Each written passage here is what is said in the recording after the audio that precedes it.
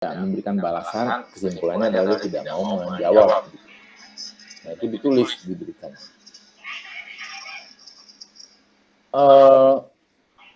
Ada lagi si wartawan menulis, menurut informasi yang belum terkonfirmasi. Jadi dia terang-terangan dia bilang, ini belum dikonfirmasi.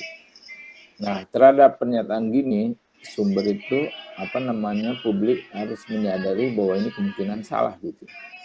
Nah, kalimat-kalimat yang seperti ini, ada 5 kalimat dalam berita ini, sebenarnya tidak boleh ya. Sebab wartawan itu tidak boleh menyampaikan informasi yang masih abu-abu ya. Belum pasti, belum terkonfirmasi. Wartawan itu harus menyampaikan fakta, sedangkan ini bukan fakta, ini baru dugaan. Dengan kata lain, ini semua adalah opini wartawan. Sebentar, ini saya kebanyakan ngomong nih, saya pengen lihat dulu. Apakah kamu masih mendengarkan? Masih, Pak. Oke. Masih, Pak. Kalau kamu bosan, kamu bilang ya, saya juga nggak mau ngomong sendiri sih. Bosan nggak? Udah sejam nih saya ngomong sendiri ya. Kayaknya bosan ya, so kamu nggak menjawab. Tidak ada konfirmasi dari kamu. Ngantuk dikit, Pak. Ngantuk dikit ya. Oke, saya cepetin deh ya, supaya kamu nggak ngantuk. Nah, tadi itu tentang kita minta konfirmasi. Sekarang kita tentang menggali informasi. Kalau menggali itu lebih banyak. Menggali informasi dari narasumber artinya wartawan mengharapkan menerima jawaban yang panjang lebar, menerima jawaban yang lengkap, mendalam tentang topik yang akan ditulisnya. Nah, menggali informasi bisa berasal dari seorang narasumber yang berkompeten, bisa juga berasal dari banyak narasumber. Jadi maksudnya kita bisa menggali informasi dari seorang yang sangat tahu tentang masalahnya, atau kita menggali informasi dari banyak orang, ya dia banyak tahu, cuma dari banyak orang juga kita ingin yakin nih ya, gimana sih sebenarnya informasi ini kita gali kemana-mana gitu. Semua orang kita wawancara tentang hal yang sama, sehingga kita mempunyai keyakinan yang tinggi ya terhadap informasi yang kita miliki itu. Terus topik yang harus digali informasi secara lengkap dari narasumber adalah ya, jadi mengapa kita menggali informasi itu biasanya jika topik tersebut menyangkut yang menarik bagi perhatian publik ya, kayak Vanessa Angel gitu ya, tabrakan. Nah, itu menyangkut perhatian publik. Yang menarik, kamu harus ingat lagi, menarik itu adalah unique value-nya yang bukan tidak selalu penting. Yang menarik itu misalnya ya dia baru aja terjadi, mengandung kontradiksi, di ekstrim gitu, itu menarik ya. Kemudian topik yang menyangkut kecenderungan ada pelanggaran hukum, ya ini kan juga unique value ya. Kalau ada topik yang kayaknya ini melanggar hukum nih, publik pengen tahu ya, itu harus digali informasinya. Seperti kayak Menteri Luhut membuat perusahaan PCR gitu ya. Ini orang kecenderungannya kan dianggap melanggar hukum, dia bikin kebijakan, kemudian bikin pabrik gitu. Tapi tidak selalu begitu kan ya. Kemudian kedua belah pihak, orang yang menentang, orang yang setuju memberikan pernyataannya. Itu namanya kita menggali ya informasi selengkap mungkin. Kemudian topik yang rumit ya, yang baru, yang kontroversial. Ini perlu digali ya lebih dalam agar orang cepat paham tentang topik ini. Oke, saya lanjut ya. Nah, kiat menggalinya. Bagaimana menggalinya? Pertama, siapkan pertanyaan yang lengkap dan urut ya. Jadi kamu siapkan pertanyaan tentang topik tersebut yang lengkap ya. Jangan sampai ada yang bolong dan urut. Sehingga kalau kamu bertanya itu mengalir, nggak lompat-lompat. Orang kan kalau ngomong lompat-lompat males ya nanggepinnya.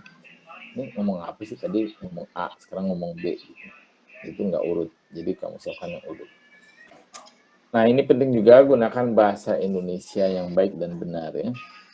Kalau sekarang pada umumnya orang mengerti bahasa Indonesia ya yang baik dan benar, walaupun dia misalnya walaupun dia hidup di daerah yang banyak menggunakan bahasa daerahnya sendiri. Dan pada umumnya kan gitu, orang kalau di kampungnya dia menggunakan bahasa ibu. Tapi kamu harus menggunakan bahasa Indonesia yang baik dan benar. Mengapa? Karena kalau ada diksi yang digunakannya kamu yang keliru atau apa, kamu bisa merujuknya ke kamus ya. Jadi itu penting menurut saya, gunakan bahasa Indonesia yang benar. Kecuali memang orang itu tidak bisa pakai bahasa Indonesia. Kemudian jangan membantah informasi yang diberikan oleh narasumber. Nah ini sering terjadi, wartawan baru biasanya sering membantah. Bukannya begini Pak, nggak benar Pak begitu gitu, nggak bisa ya. Kita harus mendengarkan informasi yang diberikan dengan narasumber ya, bukan kita tolak ya. Kita harus menerima, tapi juga bukan berarti kita benarkan.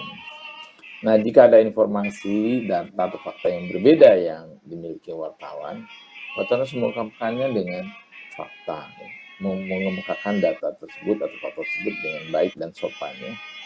Kami mendengar versi yang berbeda Pak soal ini, bagaimana menurut Bapak gitu. Kami mendengar informasi yang berbeda dengan Ibu katakan gitu, apa komentar Ibu gitu. Kemudian jangan bertanya seperti polisi atau jaksa bertanya, ini penjelasan seperti tadi, tapi bertanyalah seperti seorang kawan, minta mereka bercerita. Biasanya kalau kita bicara sama kawan kan ngomong apa aja ya. Sedangkan kalau sama orang lain nggak bisa ngomong apa aja. Tapi kalau dia sudah merasa seperti kita kawan, dia akan bercerita apa aja yang kita tanya. Ini adalah slide terakhir ya. Jika reporter yang mempunyai pertanyaan kunci ya, pertanyaan yang sensitif atau pertanyaan yang selalu dihindari untuk dijawab oleh narasumber ya. Ini tipsnya. Simpan pertanyaan itu sampai waktunya tepat untuk diajukan. Jangan diajukan di awal wawancara. Kalau diajukan di awal wawancara pertanyaan sensitif, ya jangan-jangan kamu ditinggal. Ya. Kecuali kamu doorstop. Kalau doorstop itu artinya kamu nggak punya banyak waktu dan hanya itu aja pertanyaannya, ya oke ya. Berikan pertanyaan itu. Ajukan dulu pertanyaan lain yang ringan. Ya, jadi kalau kamu punya waktu, ya sapa dulu lah pertanyaan yang ringan ya, yang buat dia nyaman ya. Atau pertanyaan yang disenangi narasumber tersebut. Kan kadang-kadang dia ada hobinya, ada apa. Seperti tadi lah ya, pertanyaan tentang kuda pada jenderal itu. Tanya dulu tentang kuda, dia terlena ya. Setelah itu baru deh wawancara yang lain. Kemudian usahakan narasumber merasa nyaman, gembira, larut dalam wawancara. Setelah itu baru ajukan pertanyaan kunci. Nah, segini aja materi hari ini. Apakah ada pertanyaan dari kamu? Ini udah jam 9.12, berarti saya ngomong sudah 1 jam 12 menit. Silakan kalau ada yang mau bertanya. Ya, Pak Mita mau bertanya, Pak. Ya, Mita. Tadi kan ada yang mengenai persiapan untuk wawancara ya. Nah, terus di persiapan itu kan salah satunya kita membuat janji dengan si narasumber. Ya. Apakah itu hanya untuk orang-orang penting yang memiliki waktu sibuk saja, atau untuk narasumber lainnya juga, Pak? Misalnya kan dia itu bukan orang penting tapi mempunyai pengaruh penting terhadap informasi. Misalnya dia korban gitu, korban banjir atau korban kebakaran. Nah dia kan bukan orang yang memiliki jabatan tinggi. Nah itu bagaimana Pak? Apakah harus membuat janji juga dengan dia atau tidak perlu gitu? Gini, siapapun orang itu sebenarnya penting ya.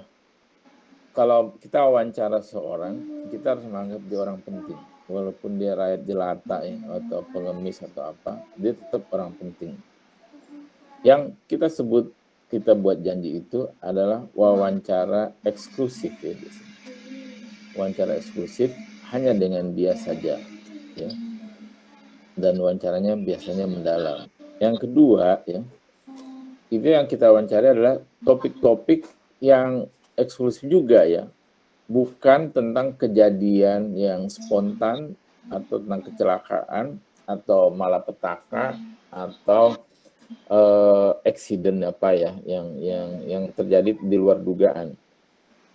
Nah, pada peristiwa yang kecelakaan, accident, bencana alam kita temui atau orang-orang yang kita temui di jalanan artinya ya.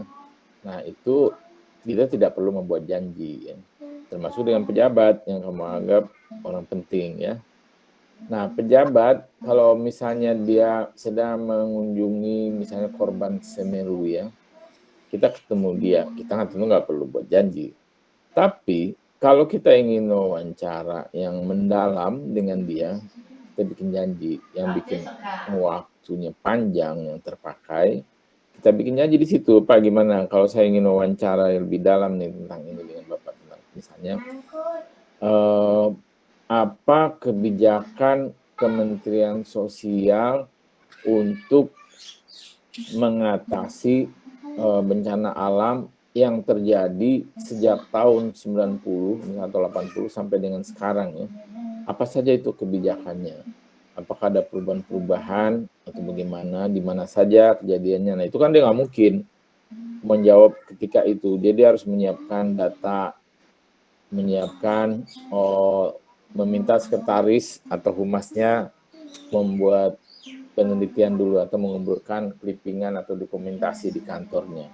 Ya, ada persiapannya. Jadi maksud saya yang harus dibuatkan janji itu adalah wawancara yang eksklusif dan mendalam, yang bukan pertanyaan-pertanyaan doorstop gitu ya, atau pertanyaan sensitif ya.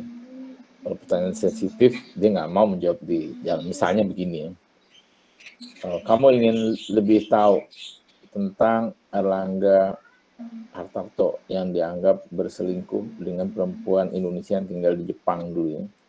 Kemudian kamu tanya di jalan gitu ya, mungkin dia tidak mau menjawab ya.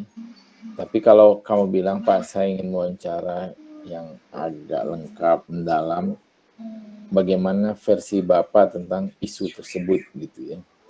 Nah, itu kita buat janji dengan dia, beda juga nyaman ya. Jadi dia bisa menyiapkan jawabannya sehingga dia tidak terjebak ya, mengatakan hal-hal yang merugikan dia. Gitu. Kira-kira begitu ya Mita. Jadi tidak semuanya bahwa kita harus membuat janji, itu tergantung pada topik. Kalau misalnya accident, kecelakaan, peristiwa spontan, ya kita nggak perlu buat janji. Biasanya yang kita buat janji adalah wawancara eksklusif. Ya, tapi pertanyaan kamu baik, nanti saya perbaiki ini poin-poinnya untuk tahun depan. Jadi janji itu untuk wartawan menggali informasi yang lebih banyak. Begitu. Ya, baik Pak. Terima kasih Pak. Ya, minta makasih kembali. Ada yang ingin bertanya lagi? Melan, Pak. Ya, Melan silakan. Halo Pak, Melan izin bertanya Pak, terkait dengan melampirkan pertanyaannya kepada narasumber. Contoh kita membuat janji dengan narasumber ya Pak. Nah itu apakah kita diharuskan untuk melampirkan pertanyaan terlebih dahulu sebelum melakukan wawancara? Lalu Pak, ketika saya megang acara Pak, sampai sebulan ini belum narasumbernya tuh selalu yang saya mau wawancara itu menolak gitu. Saya sampai bingung padahal sudah dilampirkan pertanyaannya apa gitu kan. Terus kita juga menghubunginya dengan sopan gitu. Itu yang membuat saya bingung gitu. Ini sudah hampir sebulan tapi acara ini belum diselenggarakan saja karena si narasumbernya tuh yang mau saya wawancara selalu menolak. Apakah mungkin topiknya yang terlalu sensitif atau bagaimana? Itu bagaimana ya Pak? Gini, ini pertanyaan yang baik juga ya. Pertama tentang apakah harus melampirkan pertanyaan atau tidak ya. Nah, ada dua pendapat ini ya soal ini. Dulu waktu saya masih bekerja, itu pada umumnya kita menghindari untuk melampiri pertanyaan ya. Dulu saya kan kerja di media cetak, kalau kamu mungkin untuk talk show ya, untuk wawancara. Saya nggak ngerti kamu wawancaranya untuk media cetak atau media televisi atau untuk media sosial. Ini untuk talk show Pak. Untuk talk show ya. Iya. Kalau dulu, apakah itu dilampirkan apa enggak? Kita berusaha untuk tidak. Mengapa? Karena kita sebenarnya menyembunyikan pertanyaan pokoknya ya. Kalau kita kasih di sana, pertanyaan pokoknya bisa jadi dia tidak mau diwawancarai gitu. Tapi kadang-kadang ada narasumber yang memaksa. Dia hanya mau menerima kalau ada misalnya pertanyaan tertulis ya, pertanyaan itu ya kita bikin ya. Kalau dia ingin menjawab secara tertulis